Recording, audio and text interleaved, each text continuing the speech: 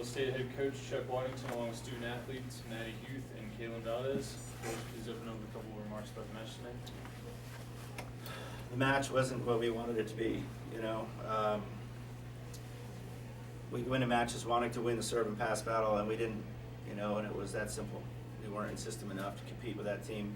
They weren't out of system enough, you know, for us to do some things. And, you know, I think we backed down a little bit because of that. That was disappointing. But, you know, when I look back at this season, it was a remarkable season for us. You know, coming into the year, you know, you lose 2 All-Americans coming back, and we put ourselves in the exact same position we were in last year. I'm really proud of these young ladies. These seniors here, 4 conference championship matches, 3 straight NCAA tournament berths, 2 straight regional finals. Angelo State volleyball has a lot to be proud of, and I love these 2, and I love all my girls, and I told them that in the locker room. You know, this is going to sting for a while, but, you know, Angelo State volleyball has established itself as one of the top programs in the country, and we're going to stay there. These girls have set the bar high, and, you know, I go to battle with them any day. What makes WT such a tough opponent for you guys? You guys have faced them now, I think 4 times, and they've gone on top each time. What is it about WT that they do well? They don't make errors. You know, they're very low error. The first set they made 2 errors, and we won because we made some plays at the end of the set. Second set they made 6. Third and fourth set they made 2 and 3 errors. We have to be pretty clean to beat anybody if they're going to make 2 or 3 errors, and we weren't. You know, we put ourselves in positions to score, and we wouldn't execute. So the difference was that, you know, they played a lot cleaner than we did, and you know, I give that credit to their coach because he doesn't matter who's on that team. You know, they graduated a ton of starters, All-Americans last year, but they're right back in the thick of it, and that's the way they play. They're low error. They put pressure on you, and you know, when we handle the pressure, we play pretty well tonight. We didn't handle it as well as we needed to. And in that, I think, 4th set, you ended up putting Shelby setting and threw in a new libero. Kind of, what was your thought process? Well, we were out of sync that 3rd set, completely out of sync. And we're looking for a spark, some chemistry, some energy on the court. We started off pretty strong. You know, Shelby's a setter, you know, who plays libero. It's kind of hard to believe with as good as she is at that position. But, you know, so she sets every day in practice. So it wasn't anything we haven't done before.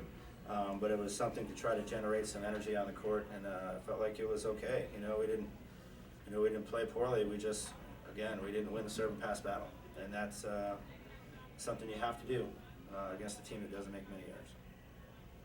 Kaylin, in this atmosphere, I know y'all are used to it, but it just seems like, you know, when they get a lead, you know, the crowd just really gets behind them, and you know, I almost had a feel of like a Davis Cup tennis match out there. Just that crowd was that a factor? I mean, we take it as a really fun place to play. Like, it's a challenge. I mean, we have 20 fans and they have 1,200 or so. I mean, but today we just didn't deliver like we were supposed to, and I don't think the crowd had any part of that. I mean, I just didn't think we took care of our side.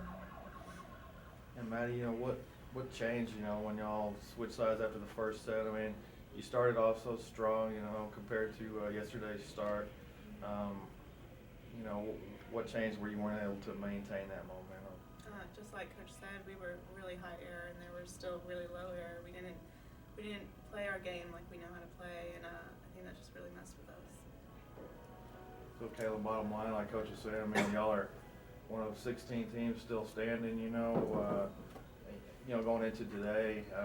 So, I mean, you know, and you know, the program, y'all done so much over the last few years.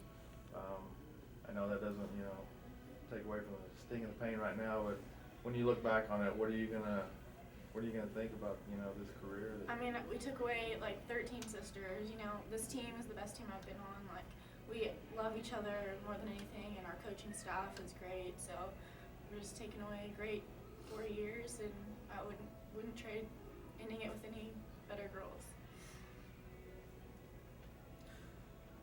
And Maddie, are you expecting, I mean, obviously y'all are moving on, but are you expecting this team to be right back in the thick of things next year?